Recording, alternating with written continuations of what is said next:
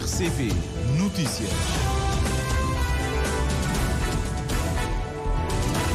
O relógio marca 13 horas em Cabo Verde. Está a começar o Jornal da Tarde da RCV, edição para esta quarta-feira. Abrimos com os principais tópicos.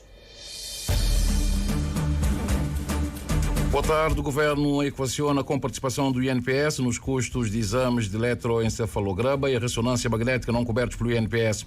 Participação no concurso para abertura de farmácias participante aguarda resultado há mais de um ano e denuncia irregularidades no processo. Programa de Oportunidades Socioeconómicas Rurais prolongado por mais de 2 anos, com verba de 5,5 bilhões de dólares. Bolsa de acesso à cultura com orçamento de cerca de 30 mil contos, beneficia mais de uma centena de escolas e ONGs em 20 dos 22 municípios do país.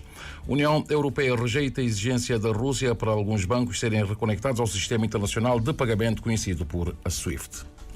Desenvolvimento destas e outras notícias para acompanhar já a seguir numa edição e apresentação do jornalista Anatólio Lima. Boa tarde.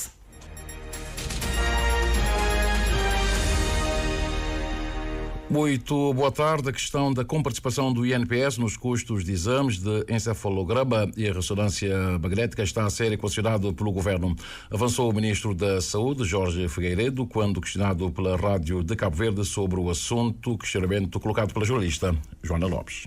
Até à presente data, os pacientes a quem os médicos prescrevem exames de encefalograma ou ressonância magnética vêm-se obrigados a arcar com os custos exorbitantes dos referidos exames ou então ficarem sem um referido diagnóstico. Questionado sobre este assunto, o Ministro da Saúde diz que esta questão está a ser equacionada. Em que pé está a atualização da lista de exames que podem ser comparticipados pelo INPS? Nós sabemos que encefalograma, exames como ressonância magnética não são comparticipados. Em que pé está o processo? Está avançado. Neste momento determinamos a lista nacional de medicamentos, atualizamos essa lista para a lista nacional especial nomeadamente para dar vazão à questão da oncologia do cancro, que também era absolutamente suportada pelos recursos do Orçamento do Estado, todos os medicamentos oncológicos. Hoje o INPS vai participar e estamos a trabalhar exatamente nesta medida, um conjunto de exames que não existiam na altura e por isso não faziam parte da lista para passarem a estar a fazer parte. Sem avançar datas, Jorge Figueiredo diz que brevemente o Governo estará em condições de avançar com este processo. Proximamente, nós já estamos acordados para a aprovação, já está apresentada, juntamente e articuladamente com o Ministro da Família, podermos reunirmos-nos, já estamos em condições para poder, junto com o INPS, avançar com esse processo. É de referir que neste momento um exame de ressonância magnética ronda os 40 mil escudos e o de encefalograma acima dos 12 mil escudos e não são comparticipados pelo INPS, assim como determinados exames processados nos laboratórios privados são suportados unicamente pelo paciente. E o concurso para abertura de 9 farmácias a decorrer há mais de um ano, ainda sem resultado definitivo. Um dos concorrentes denuncia irregularidades na competição, nomeadamente a apresentação de declarações falsas e participação de funcionários da ERJ, entidade reguladora independente da saúde, no concurso. António dos Reis falou com a participante. António, boa tarde, conta-nos. Sandro Cardoso conta que denunciou na altura o facto de um funcionário da entidade reguladora independente da saúde ter sido admitido no concurso com o agravante do mesmo ter apresentado declarações falsas. Eu, como farmacêutico e trabalhando numa indústria farmacêutica, exerci a função de diretor de operações aqui na Infarma. Então eu tive que pedir demissão do cargo, passei a oferir menos 105.241 escudos só para estar legalmente apto para candidatar à abertura de farmácias. Então ele disse, se eu tive que fazer assim, por que é que aceitam um candidato vosso, que é um funcionário vosso, e vós são a entidade promotora, a entidade que está a fazer a arbitragem, digamos assim, são o júri, e depois ao mesmo tempo o funcionário candidato vai ser avaliado pelos seus colegas. Além disso, eu lhes disse e apresentei provas com boletins oficiais, mostrando que o candidato apresentou um certificado com dados fraudulentos. O alegado funcionário da ERJ terá ficado em primeiro lugar nos concursos para abertura de farmácia nos bairros de Ponta d'Água e Terra Branca. em vez de excluírem o candidato à luz do regulamento que diz causas de exclusão, apresentar um documento falso ou um documento com falsas declarações, que foi o caso. Então eles simplesmente deduziram o período que ele alegou ter como experiência profissional, de cerca de 8 meses. Em vez de excluírem, deduziram da experiência profissional em relação ao concurso de Ponta d'Água e permitirem que ele continue no concurso. Curiosamente, no concurso de Terra Branca, ele voltou a ficar classificado em primeiro lugar, quando devia ser excluído. Sandro Cardoso lamenta a indefinição do concurso e a falta de resposta que, segundo diz, tem lesado os concorrentes. Há uma taxa de análise das candidaturas, 50 mil escudos. Isto foi pago no ato da candidatura. Eu até lhes disse, enviei uma mensagem, nós já pagamos a taxa de 50 mil escudos, já receberam o dinheiro de antemão. Eles têm dito que eles têm, no entanto, outros trabalhos que a entidade não pode parar. Mas nós também não podemos ficar parados com a vida empatada. Por exemplo, eu aqui na Infarma, eu fico prejudicado financeiramente porque tive que deixar um cargo e passei a oferecer menos 105 mil escudos. E depois, profissionalmente, tenho perdido a oportunidade de voltar a assumir outros cargos ou entrar em outros concursos. Faço essa denúncia porque nota-se claramente que há indícios de que querem favorecer o funcionário. Sandro Cardoso, participante do concurso para atribuição de licenças para exploração de farmácia, equaciona recorrer à autoridade reguladora das aquisições públicas e ao tribunal no sentido de se repor a transparência e a imparcialidade neste processo. A RCV contactou a Aeres, a entidade reguladora independente da saúde, mas sem sucesso. E vamos então ficar a aguardar o posicionamento desta agência para o cabal esclarecimento deste problema, desta situação. E Cabo Verde prepara-se para fazer face às epidemias que tendem a aumentar um pouco por todo o lado, tendo o país enfrentado durante os últimos 12 anos mais de uma dezena de epidemias, muito por conta da mobilidade das populações e também alterações climáticas. Para vigiar e controlar eventuais epidemias, o Instituto Nacional de Saúde Pública capacita tutores para, no final, o país ter cerca de uma centena de epidemiologistas de campo em todo o arquipélago para melhor responder às emergências da saúde pública do país.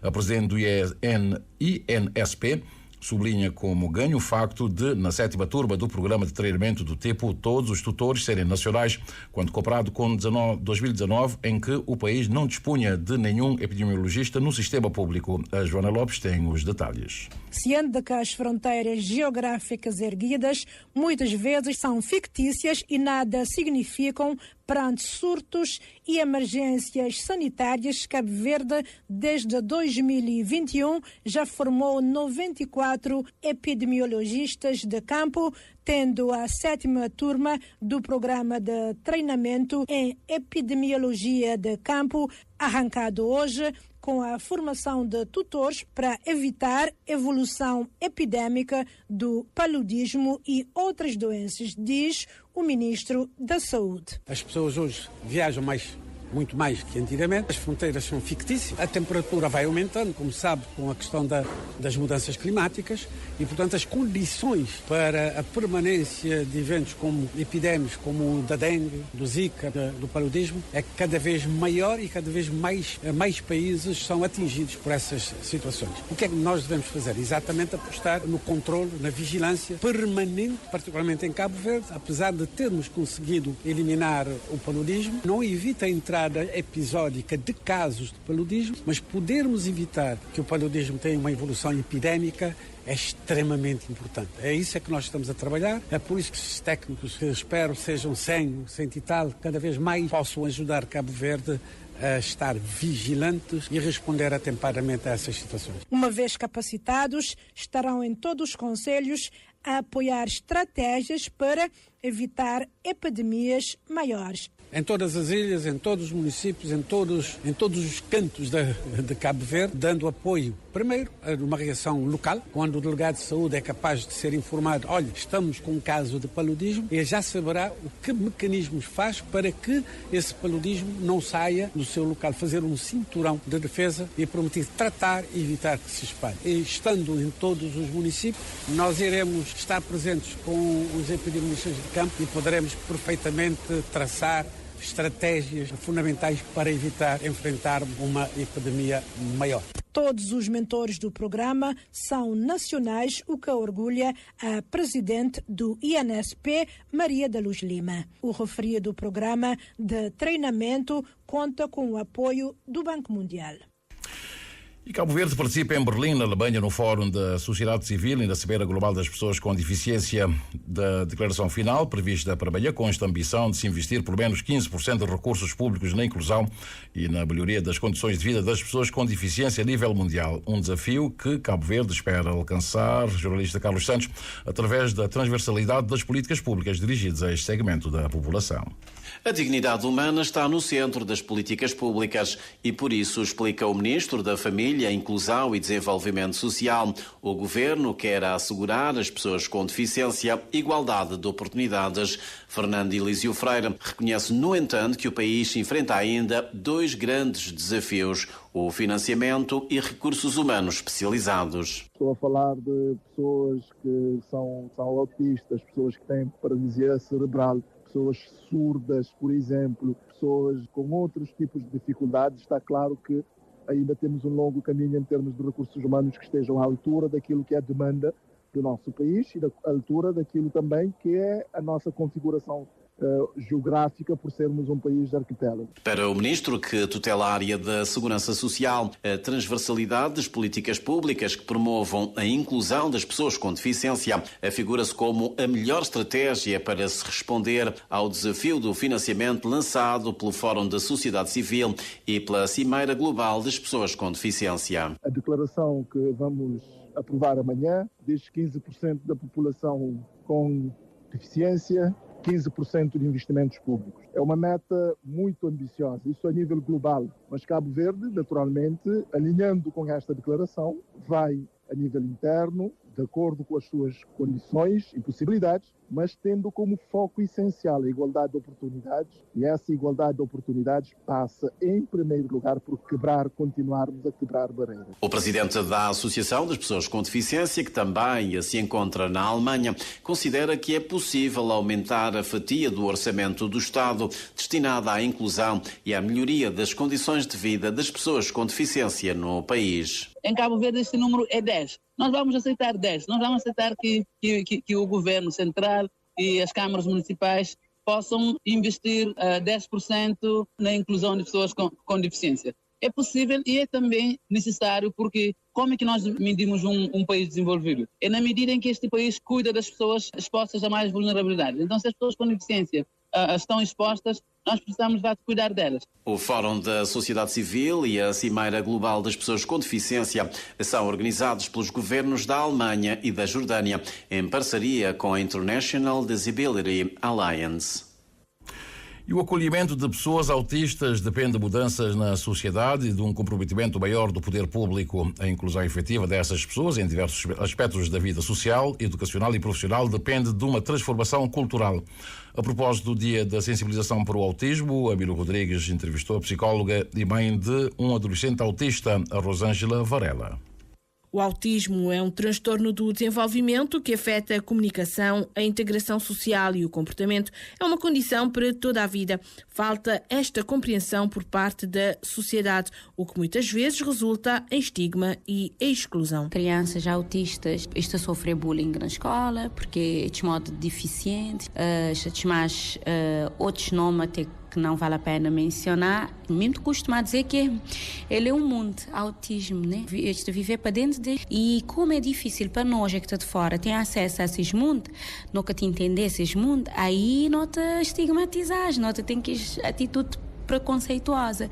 E que é uma grande dificuldade tanto crianças autistas como pais de crianças autistas de passar. E não tem esse medo, né? Quando eles vão para fora, quando eles saem de nosso pé, quando nunca estiver presente, que maneira que a sociedade, que maneira que o mundo lá fora poder tratar. Os autistas ainda enfrentam desafios significativos. Neste dia de sensibilização para o autismo, a psicóloga Rosângela Varela ressalta a importância de promover a empatia e conscientização. Nunca tem uma associação, mas tem um grupo de pais que tem de mobilizar nesse sentido, né? Para criar uma associação, também para poder falar, não é que de falar, que é por não poder criar as condições ali sim, de reconhecimento e de integração do autista. E crianças e adultos autistas. Um reconhecimento que já é autista e isto tem um tratamento diferenciado, né? Porque nós bem autistas têm que características específicas que se apresentar, por exemplo, que de suportar, alguns que de suportar muito barulho, né? Muitas cores, muitas informações, estímulos demasiado, né? Mesmo na escola, um autista dentro de um avião, um autista de viajar, vou-te imaginar um autista na universidade também, ele estava precisado de ser criado condições especiais. Programas de capacitação para profissionais da educação, saúde e assistência social, bem como a garantia de acesso a serviços adequados, são algumas das reivindicações dos pais. A maior, sem dúvida, continua a ser a inclusão de crianças autistas em escolas regulares, mas com suporte especializado. Faixa, né, te indicar que já é autista, modo no caso, por exemplo, de chegar na banca de urgência, no hospital, para ter um atendimento preferencial, ou mesmo noutras instituições também. Na escola, para ter uma pessoa a acompanhar o professor, para dar atendimento especializado, para dar um suporte, para trabalhar que a habilidade que esteja em déficit. Por exemplo, se é um adulto ou se é um jovem autista que está a ter uma crise num lugar inusitado, toda a gente já sabe identificar através daquela faixa e que também cá nós vemos que é que cor de arco-íris, não é vera? Que noutros pontos, noutros países já tem, nós nunca tem. E te chamar aquele documento também já com o número de telefone de pais ou pessoa significativa para te chamar, para bem dar aquele suporte, porque há de concher. Nunca trabalha muito longe, mas tem bolsas de estudo para autistas, porque não tem o país ali na Cabo Verde e que tem condições de ajudar esses filhos, normalmente, quanto mais se for uma criança autista que trabalha a querer, muito mais ainda. Porque as meninas crianças que têm que continuar sempre criança. Em modo que não dizer autismo, é autismo, botar morrer autista. Para que as pessoas autistas possam ter acesso a uma vida plena e digna, é fundamental que haja uma mudança de mentalidade, mas também nas leis, promovendo a empatia e a conscientização sobre o autismo. É sobre isto, este dia 2 de abril.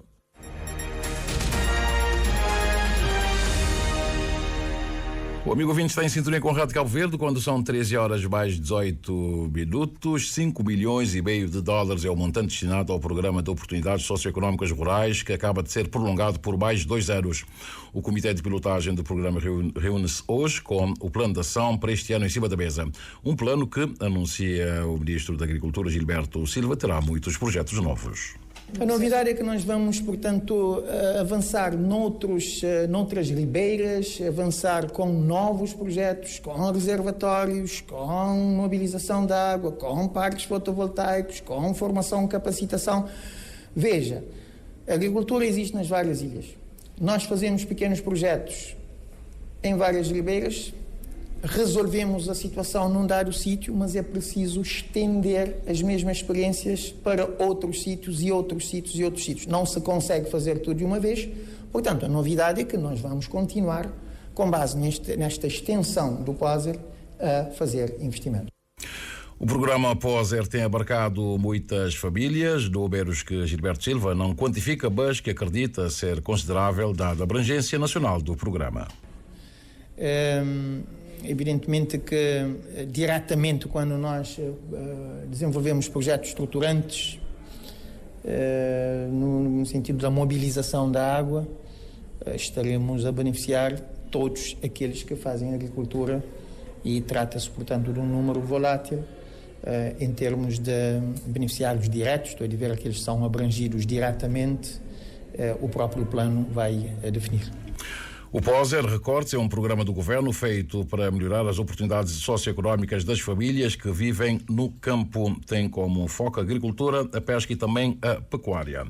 Foi criada a Direção-Geral dos Transportes Marítimos Interilhas, com a decisão que foi publicada já em boletim oficial. O ministro José Luís Sá Nogueira, que está de visita à ilha de São Vicente, especifica o âmbito da competência e também a competência atribuída à nova estrutura, que vai cuidar do cumprimento de toda a legislação regulatória e económica dos transportes marítimos. Essa Direção-Geral vai ocupar do seguimento do contrato de concessão que todos sabem que existe neste momento para o transporte interilhas, vai avaliar de uma forma permanente o cumprimento das condições e das obrigações que estão no contrato de concessão, vai regular, portanto, todo o transporte marítimo aqui em Cabo Verde. A sede da Direção-Geral vai ser aqui em São Vicente.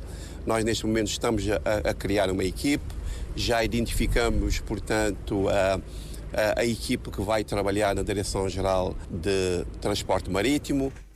E para garantir um transporte marítimo interilhas, regular e também eficiente, o governante assegura que o seu Ministério articular-se-á com o tutelado por Jorge Santos e a própria ENAPOR para garantir as condições necessárias. Vamos trabalhar em estreita articulação com o Ministério do Mar, porque nós nos complementamos, não é? A própria ENAPOR é um parceiro importante porque não há transporte marítimo entre ilhas sem termos todas as condições infraestruturais para que toda a operação de movimentação de carga de passageiro seja de facto rápido, eficiente e eficaz.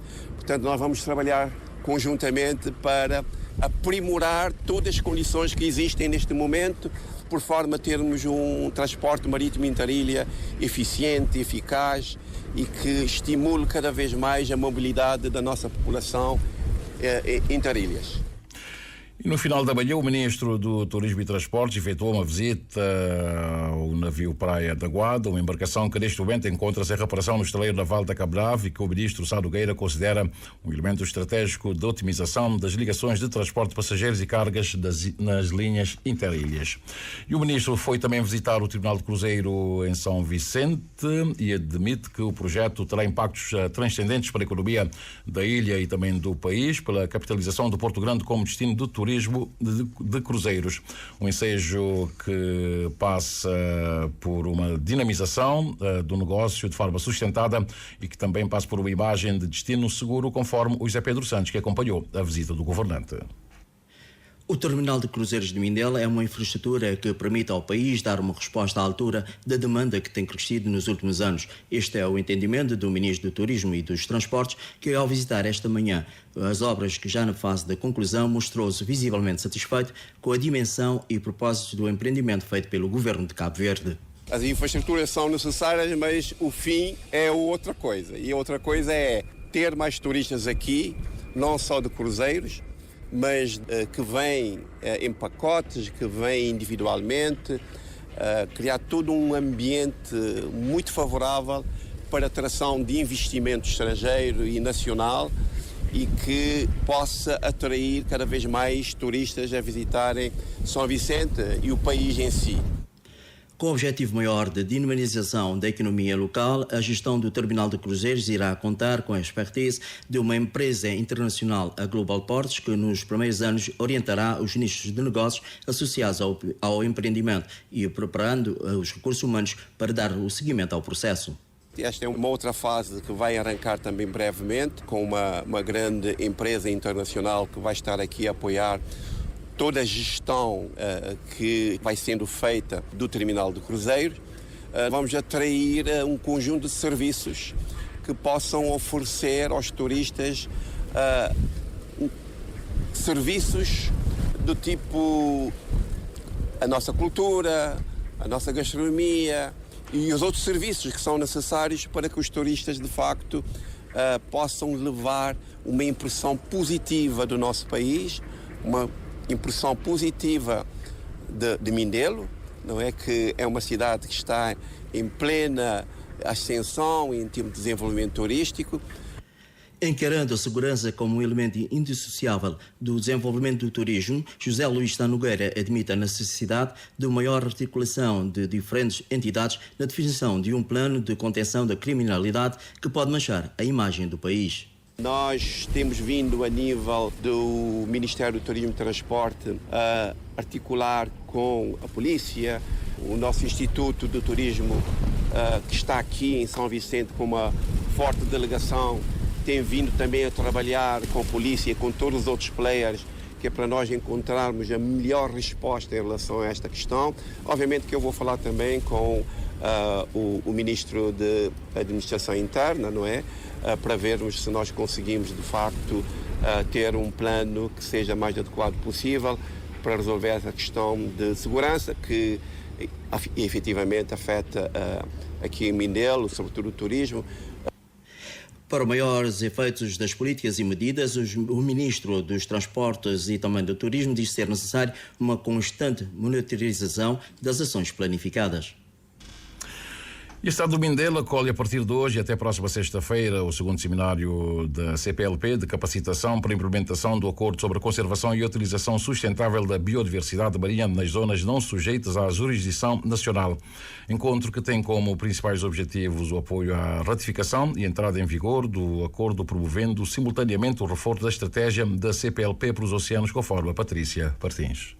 Depois de Lisboa ter acolhido o primeiro encontro, Mindelo recebe nos próximos 3 dias o segundo seminário da CPLP sobre a conservação e proteção da biodiversidade marinha nas áreas não sujeitas à jurisdição nacional, denominado de Acordo BBNJ, tratado adotado em junho de 2023 e relevante para a comunidade e para os oceanos, realça em mensagem gravada o secretário executivo da CPLP, Zacarias da Costa. O Acordo BBNJ é um instrumento fundamental para a proteção e o uso sustentável dos recursos marinhos no alto mar. É por isso relevante registrar que do lado da CPLP, 4 dos seus Estados-membros assumiram uma visão pioneira e um compromisso ambicioso com este mecanismo de governança e conservação do oceano, juntando-se ao grupo de países que já assinaram o tratado. Quero saudar Brasil, Cabo Verde,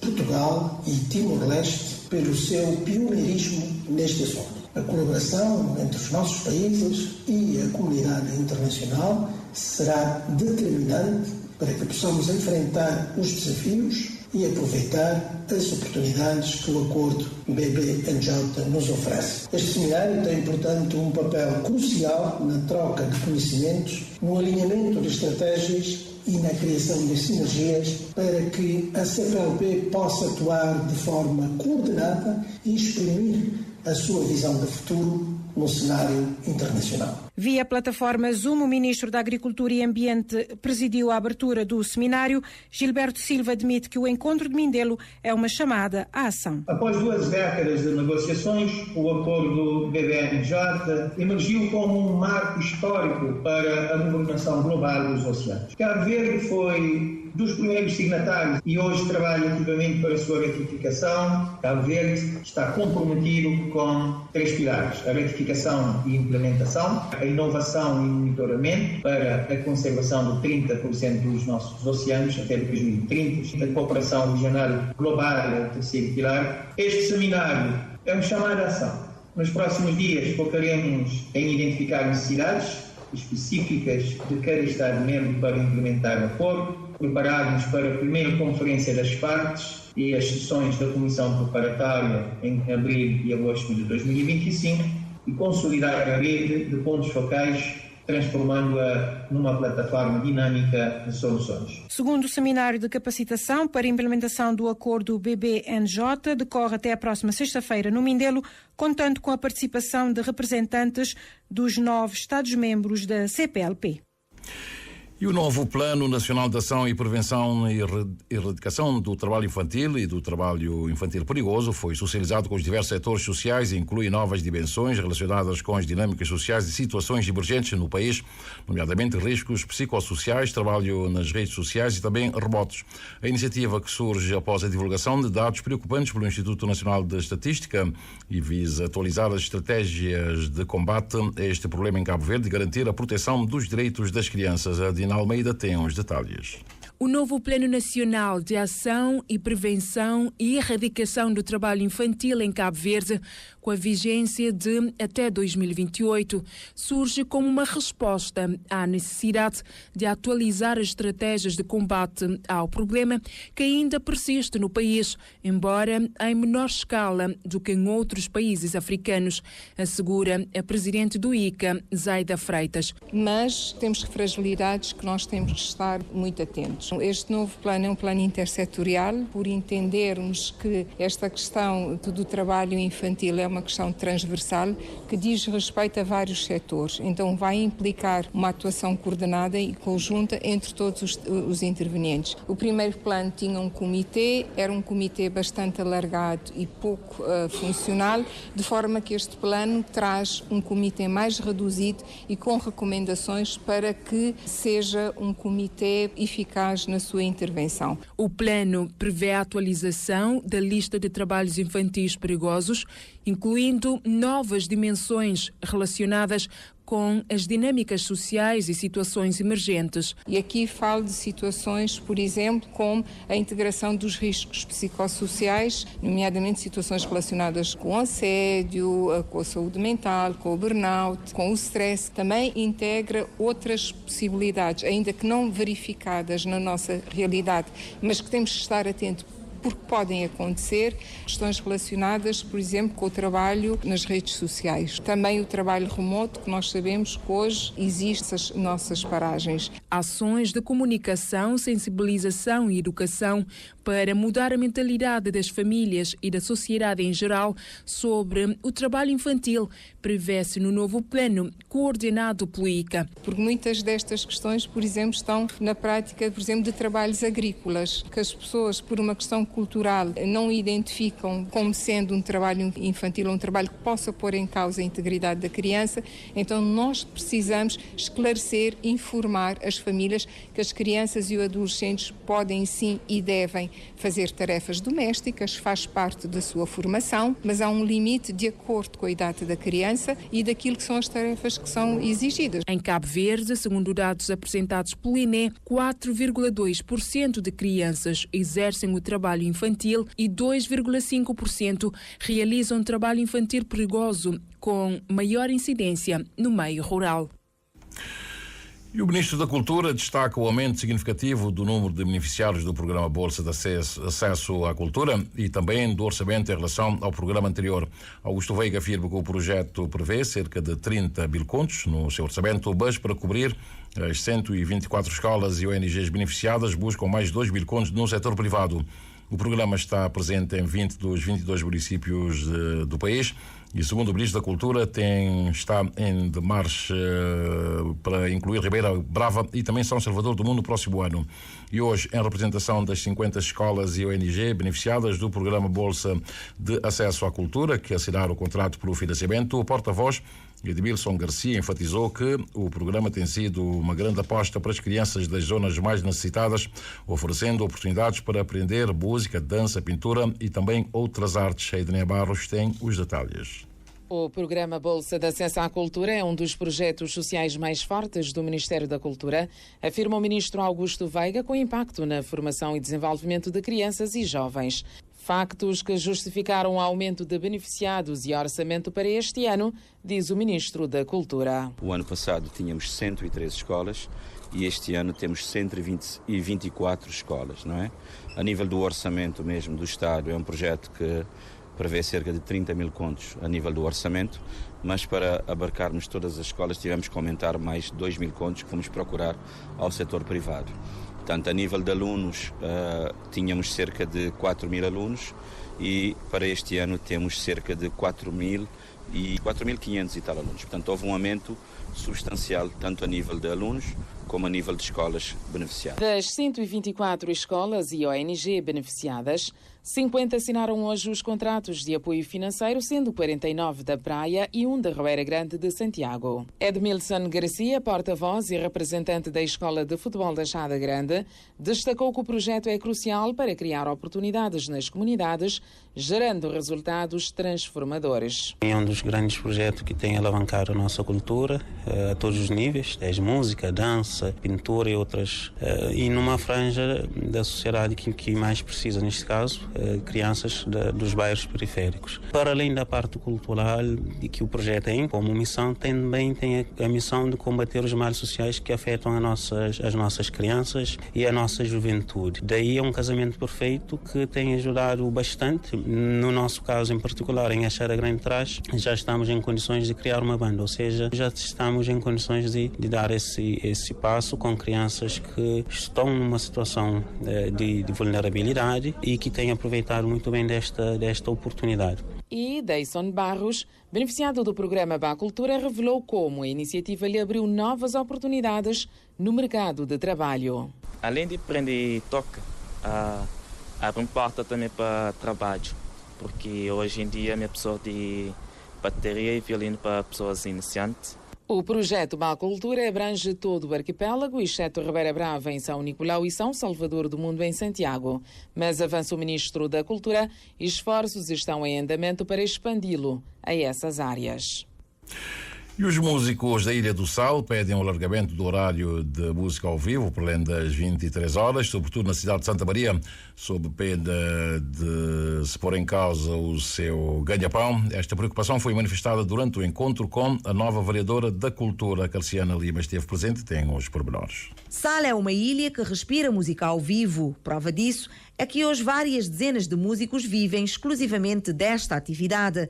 Porém, reclamações por parte da população local têm-se feito multiplicar e, com isso, a fiscalização quer fazer valer a lei do ruído, reduzindo o horário que antes podia estender-se até às 2 da manhã. Uma situação que está a preocupar os músicos, especialmente os que atuam diariamente em Santa Maria.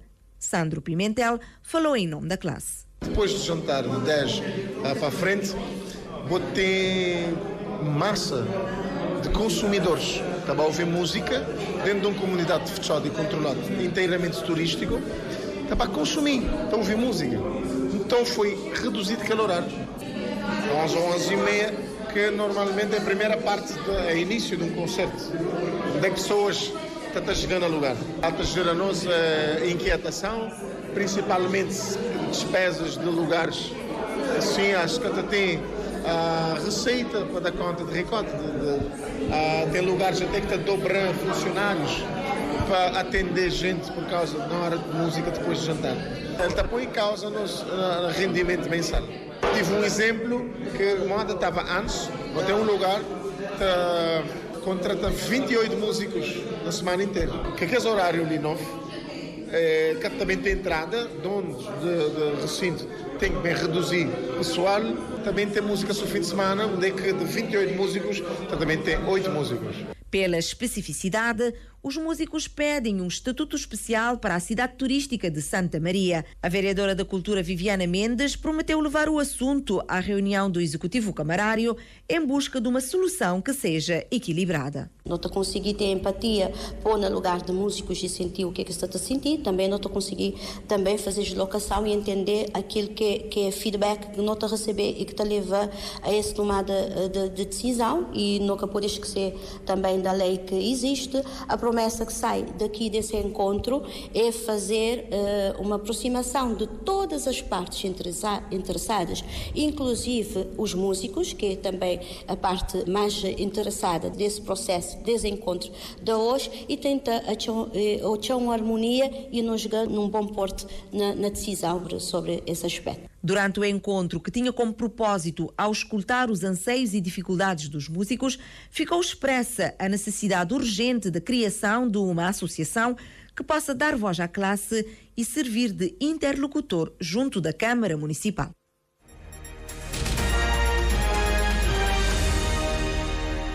O amigo ouvinte está em sintonia com a Rádio Cabo Verde quando são 13 horas mais 39 minutos. Tivemos a informação de que a União Europeia rejeitou a exigência da Rússia de que o Banco Agrícola Russo e outras entidades financeiras envolvidas no comércio agroalimentar sejam reconectadas ao Sistema Internacional de Pagamento conhecido por SWIFT.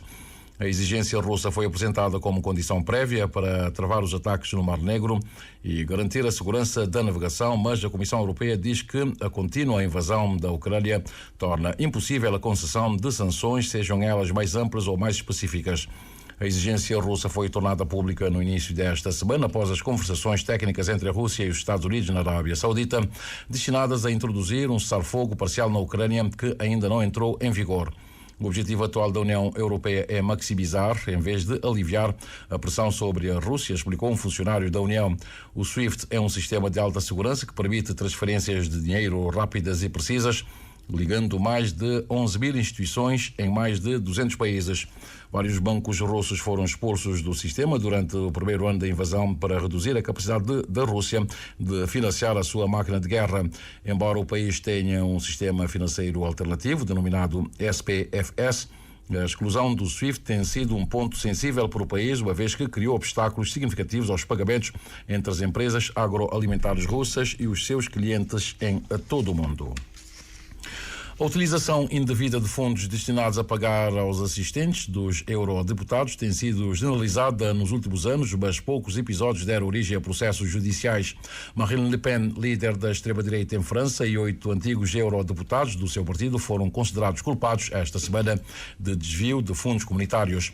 No entanto, de acordo com a Euronews, o uso indevido de dinheiro é bastante comum no Parlamento Europeu. Cada eurodeputado tem direito a um montante mensal destinado a pagar aos seus assistentes, que estende a quase 31 mil euros, e pelo menos 40% deste subsídio destina-se aos assistentes que trabalham nas instalações do Parlamento em Bruxelas, Luxemburgo ou Estrasburgo e são contratados diretamente pelo Parlamento. Os restantes 60% podem ser utilizados pelos assistentes locais, contratados diretamente pelo deputado ou através de um prestador de serviços e que trabalham a partir do círculo eleitoral do deputado no seu Estado-membro. No entanto, esta regra tem sido frequentemente violada no passado e continua a sê-lo, uma vez que as fronteiras entre o que constitui trabalho necessário e diretamente ligado ao papel do deputado e o que não constitui não são claras. Os assistentes locais desempenham frequentemente funções que não estão estritamente relacionadas com a atividade do deputado no Parlamento Europeu. Já temos 13 horas mais 41 minutos e meio, praticamente no final deste jornal. Vejamos agora como é que está o movimento aéreo marítimo do arquipélago. Pela via aérea temos um aparelho da TAP que partiu de São Vicente, vai em direção a Lisboa, com a aterragem prevista por volta das 6 horas mais 16 minutos. E em instantes também chegou à Ilha do Sal um aparelho da TACV, aliás está a deixar a Ilha do Sal, este aparelho da TACV, e vai para São Vicente, é um Boeing, com a aterragem prevista às 2 horas mais 13 minutos. De resto, aeronaves outras que estão no transporte de turistas para as Ilhas do Sal e da Boa Vista e nenhuma outra movimentação interna relevante para partilhar consigo. Pela via marítima temos Dom Tuta neste momento a navegar, muito perto, aliás já está no porto de Tarrafal em São Nicolau, Dom Tuta que partiu da Ilha do Sal e deve depois seguir então por Porto Grande em São Vicente. Falamos agora do movimento das marés, bem como o que nos dizem as tabelas solares em relação aos melhores momentos para a pesca, aprendendo outras informações. Para hoje, quarta-feira, 2 de abril, o sol despontou às 6 horas e 28 minutos, mais 26 segundos. O pôr do sol será às 18 horas, 46 minutos e 31 segundos. A lua está na fase crescente, saiu pelo nordeste às 8 horas e 49 minutos e vai se pôr pelo noroeste quando forem 22 horas mais 14 minutos.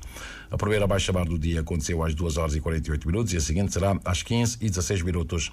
E a primeira pré-bar foi às 9 horas e 7 minutos e a seguinte acontece às 21 mais 30 minutos. Os dados apontam que hoje não será um bom dia para pescar. Amanhã, quinta-feira, a primeira baixa-mar será às 3 horas e 29 minutos e a seguinte será às 16 horas e 9 minutos. E a primeira pré-bar será às 9 horas e 55 minutos e a seguinte amanhã às 22 horas mais 24 minutos. Em relação à pesca, as previsões indicam que amanhã, quinta-feira, será um dia regular, sendo os melhores momentos das 4 horas e 2 minutos até às 6 e 2, ou então, mira, das 16 horas e 30 minutos até às 18 horas e 33 minutos. E já temos 13 horas mais 43 minutos. Recordemos os títulos. Dissemos que o Governo está a equacionar a participação do INPS nos custos de exames de eletroencefalograma e também ressonância magnética não cobertos pelo INPS. Participante no concurso para abertura de farmácias aguarda resultado há mais de um ano e denuncia irregularidades no processo. Programa de Oportunidades Socioeconómicas Rurais, prolongado por mais de 2 anos, com verba de 5,5 milhões de dólares. Bolsa de acesso à cultura com orçamento de cerca de 30 mil contos beneficia mais de uma centena de escolas e ONGs em 20 dos 22 municípios do país. União Europeia rejeita a exigência da Rússia para alguns bancos serem reconectados ao sistema internacional de pagamento conhecido por SWIFT. Tudo dito nesta edição do Jornal da Tarde com o Anatólio Lima. Os títulos regressam às 14.